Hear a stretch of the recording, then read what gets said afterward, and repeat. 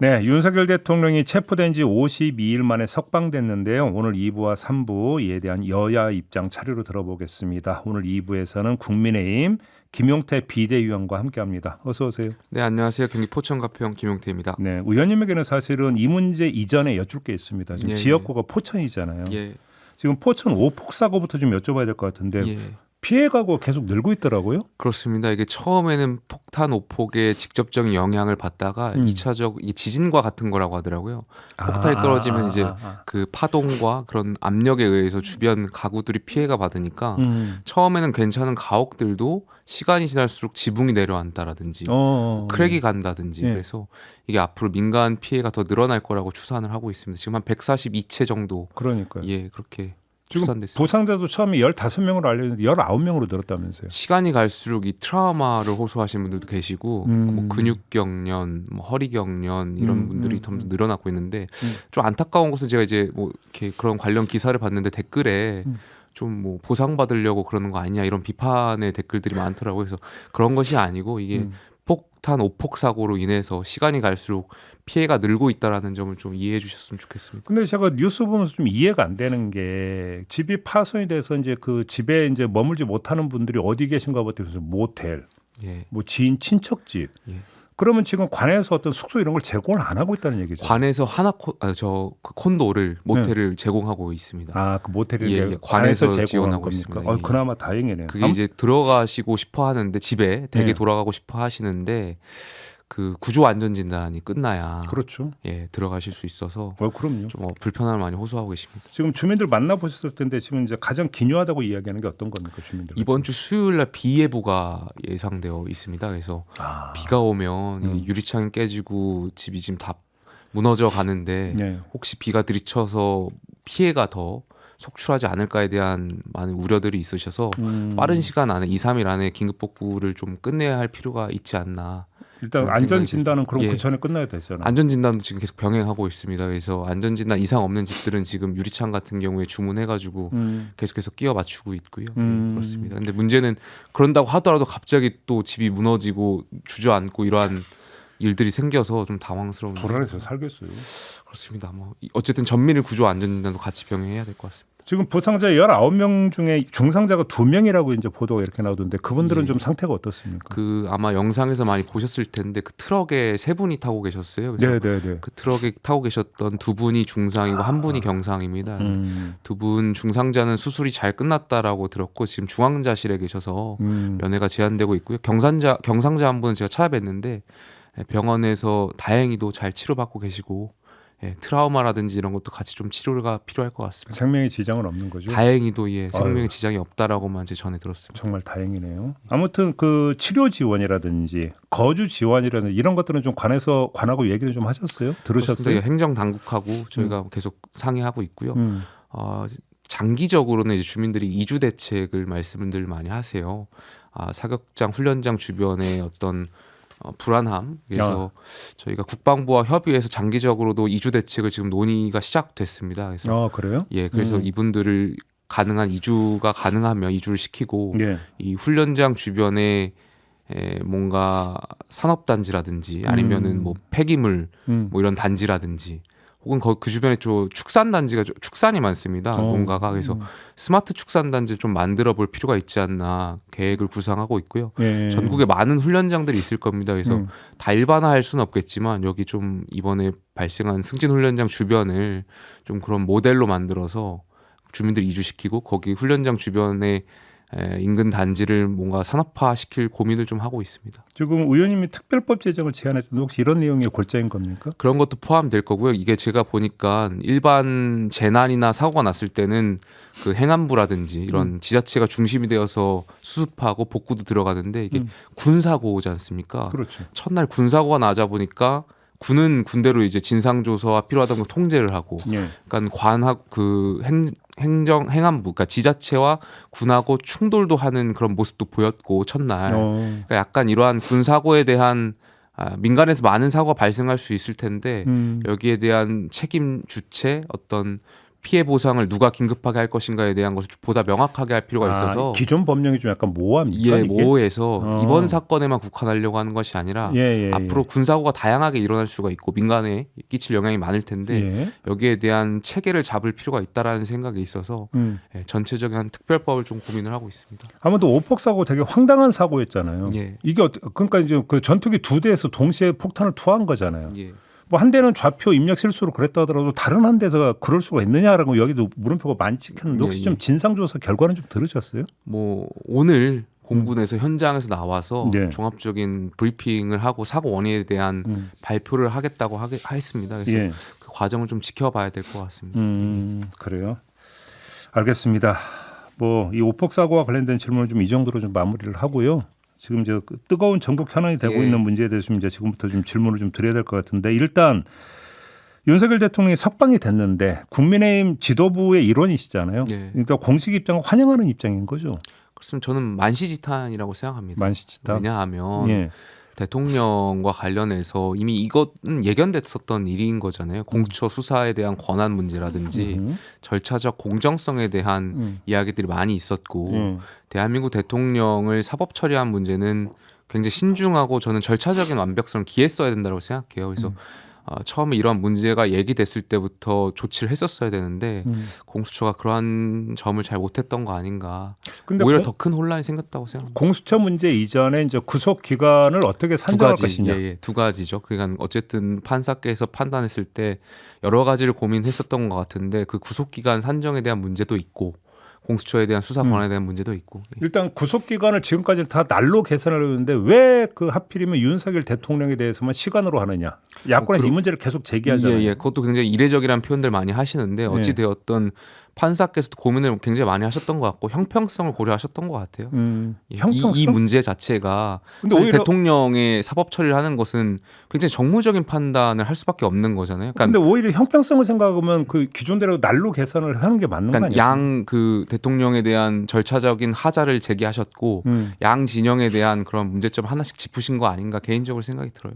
그렇게 생각을 하시고 이 문제가 그러니까 왜 정무적인 판단을 해야 되냐 이런 비판을 하실 수가 있는데 조금 전에 말씀드렸던 것처럼 대통령을 수사하고 판단하는 거잖아요. 정무적인 사건이 될 수밖에 없고 지금 안타깝게도 뭐 주말에 보시면은 집회가 양쪽으로 쪼개져서 국론이 분열되고 하는 상황에서 이런 판사라든지 아니면 수사기관도 정무적인 판단이 필요할 거라고 생각해요. 굉장히 저는 그래서 이런 의문을 제기하거나 어떤 한쪽에서 뭔가 절차적 하자를 제기하는 일이 없도록 각별히 신중하고 그런 절차적 완결성을 지켜야 된다고 생각합니다. 오늘 혹시 아침에 뉴스 보셨는지 모르겠지만 명태균 씨 법률 대리인이 남상권 변호사가 우리도 구속 취소 신청할 거다 서류 준비하고 앞으로 있다. 뭐 관련한 뭐 사건들이 많다라는 사설이라든지 뭐 그런 쪽의 기사들은 많습니다. 근데 지금 만약에 이 그 사례를 보고 지금 수감되어 있는 많은 사람들이 나도 구속 취소 신청할래.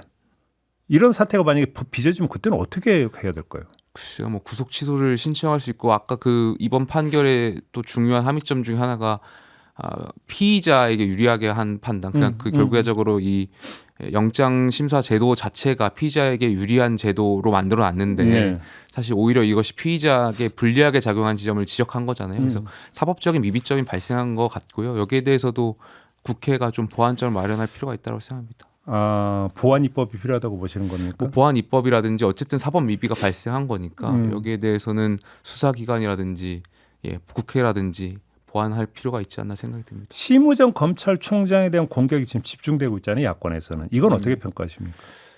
검찰총장의 문제라고 생각하진 않아요. 이거 말씀하셨던 것처럼 이 판결 자체가 굉장히 이례적인 그 구속기간을 관련해서는 이례적으로 많이들 이야기를 하고 계시고 검찰총장 같은 경우에도 이걸 항고하는 것 자체가 위헌적인 논란이 또 발생할 수 있기 때문에 여러 가지 고민을 했던 판단인 것 같고 저는 여야 특히 정치인들이 이 문제에 있어서 진영 논리를 좀 떠나서 국가 공동체를 생각하는 마음이 있었으면 좋겠어요. 저도 마찬가지고 야당도 마찬가지고 많은 국민들이 지금 혼란스러운 거잖아요. 이럴 때일수록 절차적 완결성을 지키는 것이 굉장히 중요하다는 게 교훈인 것 같습니다. 그러니까 야권에서 나오는 이야기는 이런 거더라고요. 갑자기 이제 그 특수본 검사들의 반대를 무릅쓰고 윤석열 대통령의 수사를 공수처로 넘긴 주체가 심우정 검찰총장이다. 1번. 그다음에 이제 그 구속 연장을 신청했는데 이제 법원이 이걸 받아들이지 않으니까 느닷없이 검사장 고검장 회의를 열어서 시간을 지체시킨 주인공도 심우정 검찰총장이다. 3번 요번에 어떤 그 구속 취소 결정이 내려졌는데 즉시 항고를 원했지만 일선 검사들은 그냥 석방지휘를 한 것도 심우정 검찰총장이다. 결국은 심우정 검찰총장이 윤석열 대통령을 위해서 일련의 행보를 보인 것 아니냐. 이런 지금 비판이거든요. 네, 그런 식으로 이제 가면 저희 그 국민의힘 내에서는 최초에 이제 대통령 기소했을 때 검찰이 벌써부터 민주당에 줄 서네 뭐 이런 식으로 비판을 했었단 말이죠. 그러니까 네. 여야가 예. 지금 수사기관이라든지 이런 것을 놓고 계속 진영적으로 놓고 해석하고 정쟁에 이용하려고 하는 것 같은데 저는 뭐 야당의 주장이 야당이니까 지금 정쟁을 하려고 하는 것도 이해는 되는데 네. 다만 조금 전에 말씀드렸던 것처럼 굉장히 국민이 분열되어 있는 상황인 거잖아요. 그러니까 공동체를 생각하는 마음이 지금 정치권이 필요한 시점 아닌가 생각이 듭니다. 근데 아무튼 근데 야 5당은 공동으로 고발하기로 했고 예. 사퇴를 요구하면서 사퇴 안 하면 탄핵하겠다고 이미 밝혔어요. 네. 그럼 이것도 너무 무리한 정치 공세다 이렇게 보십니까? 사퇴하는 것은 본인이 판단하셔야 할 문제지만 예. 지금 탄핵을 한다라는 것 자체가 제가 개인적으로 봤을 때는 민주당이 29번의 탄핵을 이어왔었잖아요. 근데 결코 국민들에게 이번 상황에서 또 탄핵한다라는 게 저는 정무적으로 좋게 읽힐 거라고 생각하지 않아요. 그리고 지금 최상목 권한대행에 대한 탄핵도 계속 협박이라고 생각이 되는데 계속 하는 것 자체가 저는 지금 혼란스러운 상황에서 전혀 도움이 될 거라고 생각하지 않습니다. 그러면 좀 약간 이제 그 다른 측면을 좀 지금부터 좀 여쭤볼게요. 윤석열 대통령 구치소에서 걸어 나오면서 지지자들을 향해서 손을 흔들고 주먹을 불끈 쥐고 인사를 하고 막 이랬단 말이에요. 네. 그 장면 보셨을 거 아닙니까? 예, 어떤 영상으로 느낌이 봤습니다. 드셨습니까? 저는 앞으로 뭐 일각에서는 대통령께서 뭐 집회도 나가는 거 아니냐라는 이야기들도 하시고 있고 한데 저는 지금 상황에서는 자중하시는 모습도 필요하지 않나 개인적으로 생각이 듭니다. 어찌되었던 지금 탄핵 심판이 진행 중인 거고 예. 여러 가지 사건들이 계속 형사 사건들도 진행 중인 상황에서 네. 국민 통합의 역할을 하실 분은 전 대통령이라고 생각을 해요. 그래서 어떤 한쪽 지지층을 위한 행동보다는 네. 국민 통합적인 목소리를 좀 많이 내주셨으면 좋겠다는 말씀 좀 드리고 싶어요. 그러니까 일단 대통령실에서 나온 메시지를 보니까 당분간 외부 활동 자제한다. 예. 그다음에 메시지도 절제한다. 그러니까 지금 그 의원님 말씀대로 일단 기준은 그렇게 잡은 것 같은데 문제는 이제 헌재 탄핵 심판 결과가 나온 다음일 예. 것 같은데 그건 좀 이따 여쭤보고 예, 예.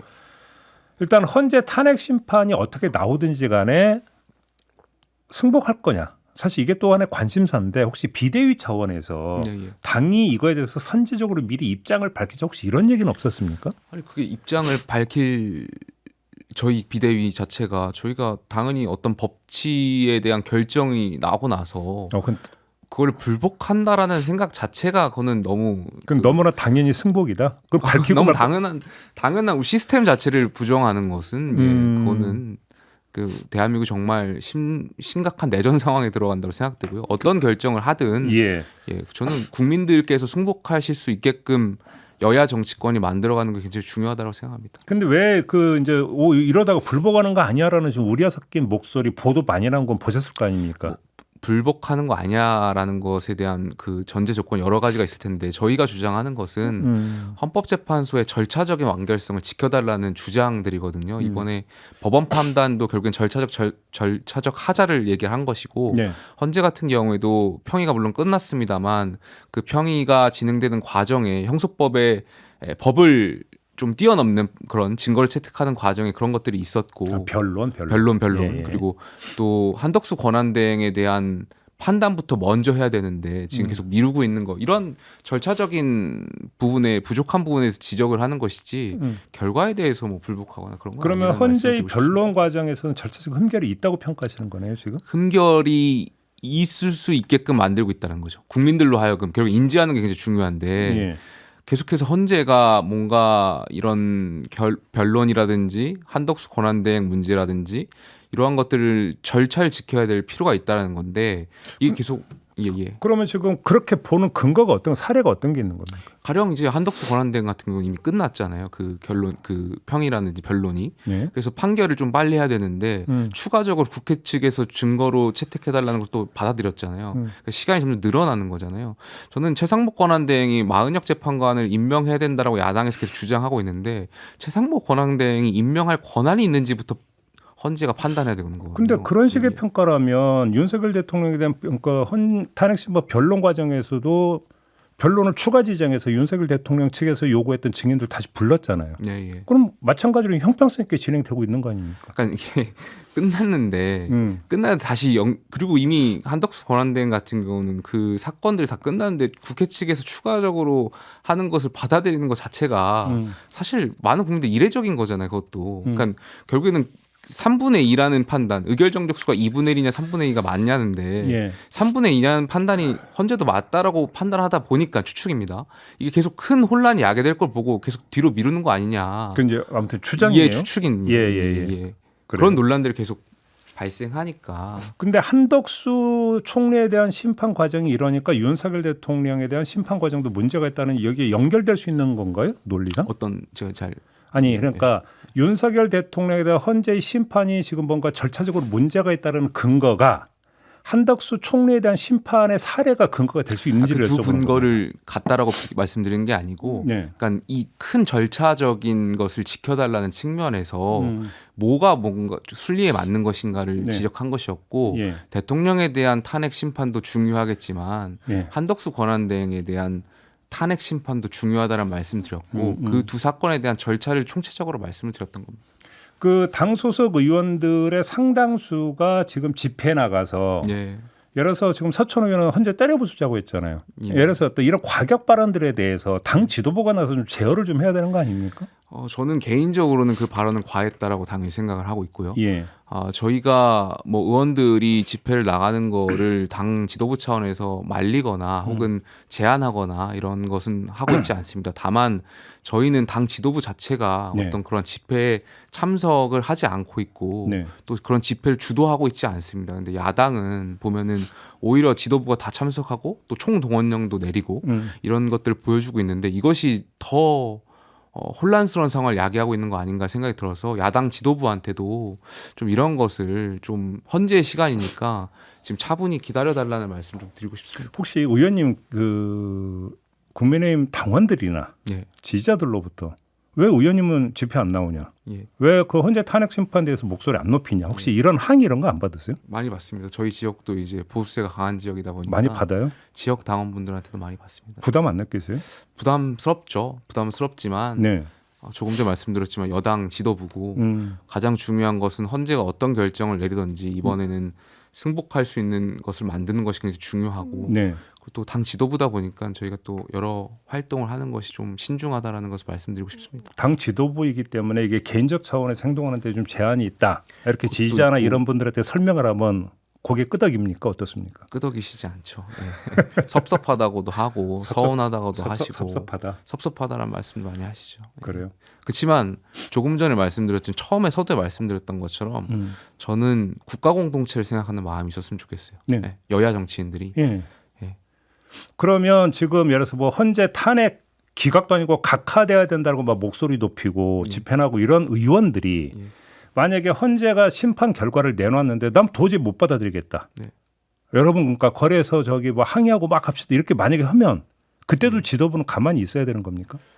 이건 헌재 결정이 나오고 난 다음 예. 상황이 바뀌었으니까 질문드리는 겁니다. 자꾸 그 예상에 하는 질문에 추측에 대한 질문에 답변드리기가 좀 제한되는데 어찌되었든 저는 우리 의원들께서 예, 바람직하고 현명한 판단하실 거라고 생각합니다. 예. 그래요. 바람직하고 현명한 판단이라는 것은 지금과는 기조가 다른 거 그렇게 혹시 이해도 합리적인 판단을 하실 거라고 생각합니다. 그렇게 예, 이해를 하세요. 언론 보도를 보면은 이런 보도가 많이 있습니다. 지금 그 국민의힘에서 그러니까 소가리를 하고 있다. 야권은 사실상 조기 대선 준비에 들어갔는데 국민의힘은 이러지도 못하고 저러지도 못하고 이러다 보니까 소가리를 앓고 있다는 보도 많이 나왔거든요. 보셨잖아요. 예. 지도부로서 어떤 대답을 주시겠습니까? 저는 헌법재판소에 대한 인용과 기각 가능성 모두 지도부가 고민을 해야 된다고 생각해요. 예. 그러니까 인용이 된다면 조기 대선을 어떻게 치룰 것인가에 대한 고민도 같이 이루어져야 되고 만약 기각이 된다면 대통령이 돌아오신다면 국민들이 사실 불안해하시는 분들도 있잖아요. 예, 있죠. 네, 저희 많죠, 지지층들이야 많죠. 원하고 계시겠지만 네. 저희를 지지하지 않는 지지층들이야 불안해하시는 분들 있잖아요. 그럼 여당 지도부가 이분들에 대해서 어떻게 어떤 플랜을 제시할 것인가 여기에 대한 고민도 같이 있어야 되는데 기각해야 된다라는 이야기하고 이 플랜을 고민을 하지 않고 있다라는 점에 대해서는 좀 아쉬운 측면이 있고 그래서 앞으로 인용과 기각 모두 가능성에 대한 어떤 고민 우리가 어떻게 해 나가야 될 것인가에 대한 그런 플랜을 국민들께 좀 드려야 할 시점이 아닌가 생각이 듭니다. 바로 그러니까 그 또 하나 나오는 것은 헌재에서 만약에 인용이 결정이 되는 순간에 국민의힘에서 바로 태세 전환해서 순절할 거다 이런 전망도 많이 있었잖아요. 네. 근데 저는 제가 박근혜 전 대통령 탄핵 때도 봤지만 대통령을 그렇게 핀셋처럼 딱 끊는다고 해서 핀셋처럼 딱 끄집어낸다고 해서 분리된다라고 생각하지가 않아요. 물론 이제 뭐 탄핵이 어떤 결정 그 심판이 어떤 결정을 있을지 모르겠습니다만 어떤 결정을 하든지 거기에 맞게 판단을 하면 되고 결과적으로는 이게 보수층이냐 중도층이냐 진보층에 나뉘어서 뭔가 타켓을 하기보다는 여당다운 모습을 좀 계속 보인다면 그게 혁신의 어떤 기초가 되지 않을까 생각이 들어요. 지금 아까 이제 그 윤석열 대통령이 자중을 해야 된다라고 말씀을 주셨는데 문제는 지금 헌재 심판이 끝이 아니잖아요. 그러니까 또 어떤 형사 재판이 좀 기다리고 있는 거 아니겠습니까? 만약에 윤석열 대통령이 인용에 대해서 파면되면 오히려 더 본격적으로 대외 활동을 시작하면서 형사 재판에 방어선을 칠 가능성이 있다고 봐야 되고.